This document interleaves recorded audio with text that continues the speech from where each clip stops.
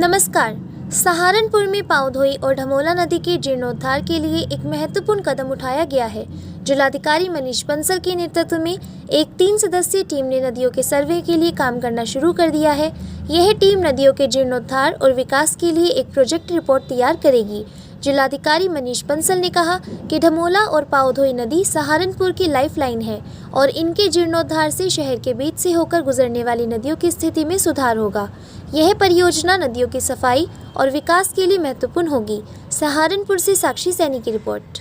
जिस तरह का अभियान चलाया गया है, जो ये आपके द्वारा टीम भी गठित की है, क्या निरीक्षण किया गया?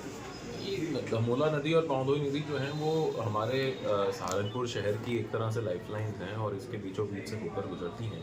लेकिन वर्तमान में इनकी स्थिति जो है वो बहुत अच्छी नहीं है, क्योंकि एक तो तमाम आप देखते हैं कि लोग इसमें कूड़ा डालते हैं और इसके अंतर्गत नालों का गंदा पानी भी जा रहा है। इसमें एनएमसीजी के द्वारा नमामि गंगे मिशन के अंतर्गत एक प्रोजेक्ट ऑलरेडी टेकअप किया गया है, जिसके अंतर्गत इसका जो गंदा नालों का पानी है उसको टैप करके एक एसटीपी बनाया जा रहा है और उस एसटीपी से इस सारे पानी को शोधित किया जाएगा।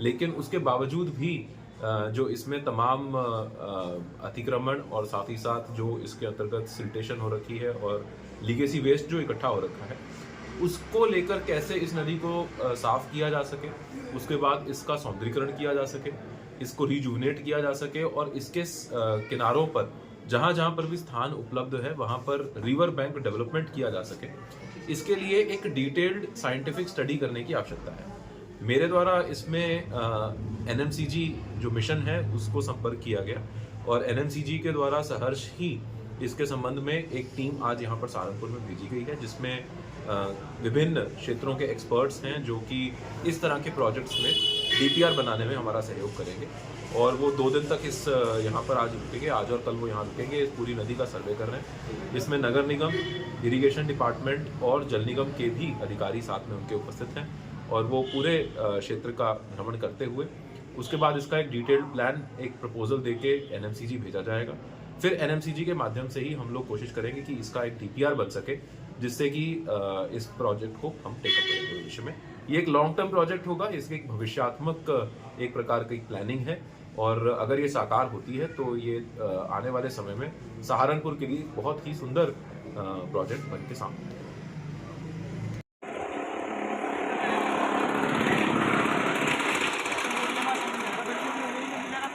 सहारनपुर में सड़क सुरक्षा को बढ़ावा देने के लिए एक महत्वपूर्ण पहल की गई है।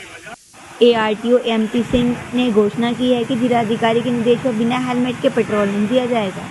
इस पहल का मुख्य उद्देश्य 2 पहिया वाहन चालकों को हेलमेट पहनने के लिए प्रोत्साहित करता है। इस पहल के परिणाम स्वरूप लगभग 75% 2 पहिया वाहन चालकों ने अब हेलमेट पहनना शुरू कर दिया है। यह एक बहुत ही सकारात्मक परिणाम है और ये दर्शाता है कि यह पहल कारगर साबित हो रही है। सड़क सुरक्षा को बढ़ावा देने के लिए एक महत्वपूर्ण कदम है और उम्मीद है कि इससे सड़क दुर्घटनाएं में भी कमी आएगी।